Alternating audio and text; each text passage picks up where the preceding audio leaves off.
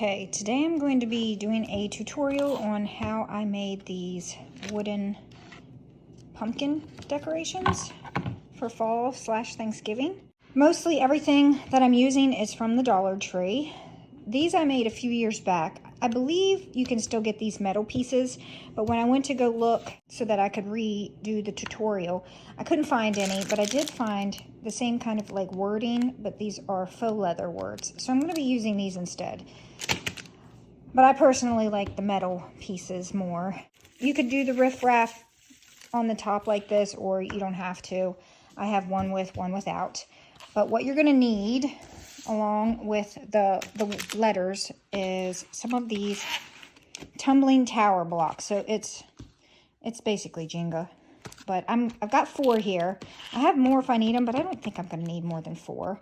Then you're going to need, this is from Dollar Tree as well, wood glue. And then to paint them, whatever color paint you want. I mean, you could do, you know, blue and white pumpkins. You could, I mean, whatever color. Pumpkins come in all shapes and colors, so.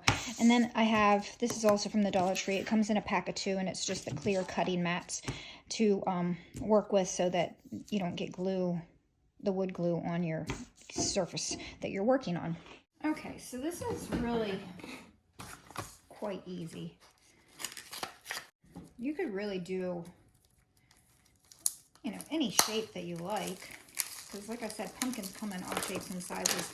I'm just going to try to recreate the ones that I have here.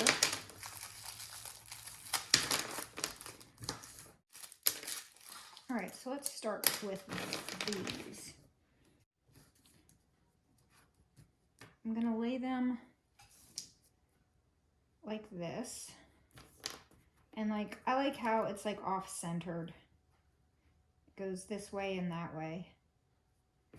I'm just going to try to figure out how I want them to lay and how I like them to be looking.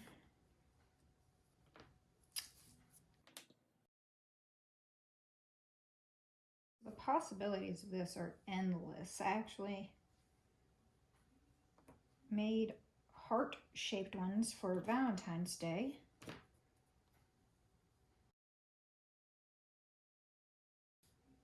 This has 1, 2, 3, 4, 5, 25, 26, 27 rows.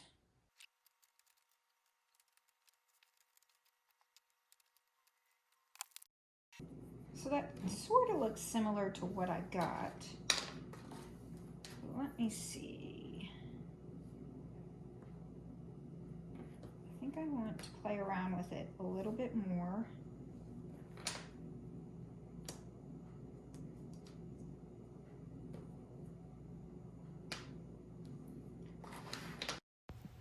So I decided I wanted to use an entire 3 boxes, and I wanted a bit of a fatter pumpkin, so I just kept adding until I had used up all of the last box. I think I like this. Okay, and for the top, I just laid 3 of them beside each other like that. Let's see what it looks like. Grateful. That doesn't look bad. And then blessed on the other one. Yeah. So once you have it where you want it, then you're gonna take your wood glue and glue it all together. So I'm gonna try to just do 1 row at a time. Oop. This is the actual hard part.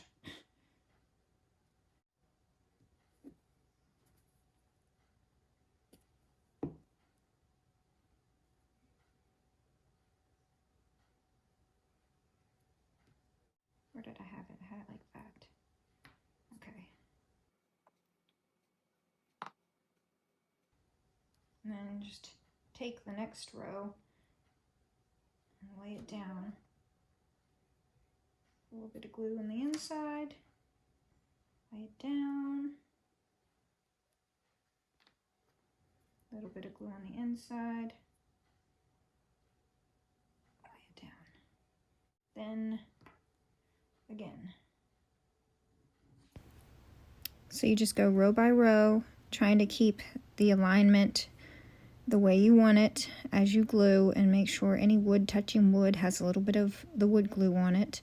The wood glue will dry clear if you do have some that kind of runs over a little bit. Then once you get to the top, you just glue them together like that, and that will be your stem.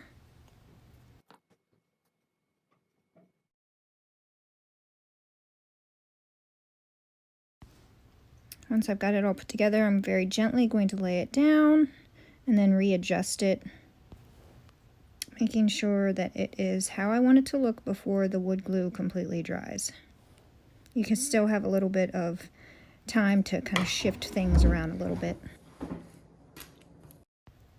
Now for the smaller pumpkin, I used only 2 boxes of the Jenga blocks, and these boxes actually had the just natural wood color and then the dark brown wood colored.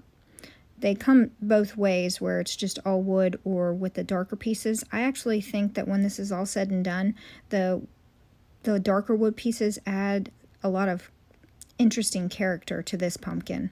So I actually didn't mind it.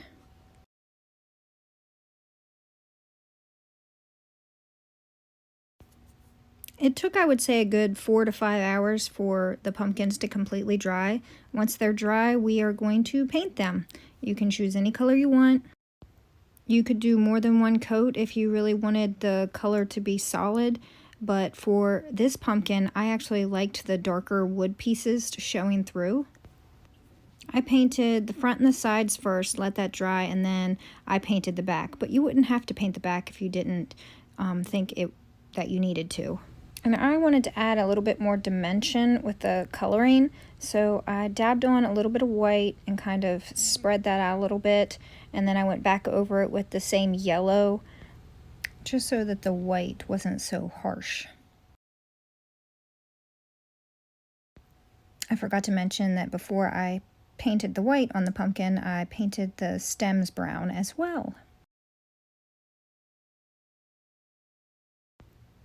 Now I'm going to glue the words on using the wood glue again.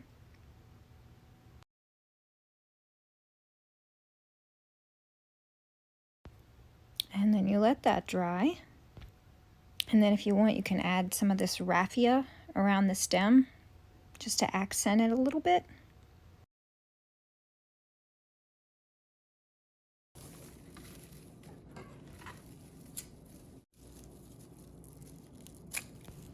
I trimmed the ends of the raffia so it wasn't so long, and I double knotted it so that it would stay on there. And that's it. They are all finished. Super cute and unique.